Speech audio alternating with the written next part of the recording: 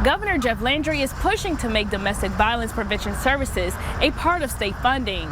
Landry did not include the $7 million funding in his recent budget, which could have a negative effect on those who depend on domestic violence resources. I'm Jay Malbrough, your KATC reporter. I sat down with the local domestic violence prevention organization who says the funds impact them.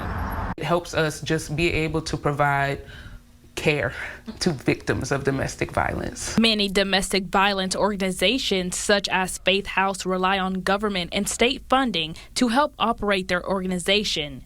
Crisis intervention advocate Kayla Moten says the funds help provide relief to victims. We oftentimes assist survivors with transporting themselves to and from safe locations where they would feel safe. Oftentimes that it could be our shelters, that could be a family member in a different parish within the state. It would depend on the safety plan of the survivors, but that level of resources is provided by us, and it takes that worry and that weight of the world off of the shoulders of the survivor.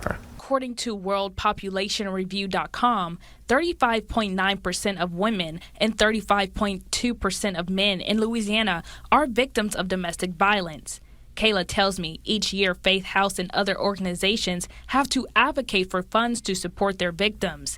Without funding, many shelters could close. If we didn't have that funding, there wouldn't be as many beds throughout the state. There wouldn't be as many services throughout the state for survivors of domestic violence. In a statement from the governor's website, Landry says, quote, "Throughout my years as an elected official, I have never wavered in my support of domestic violence services.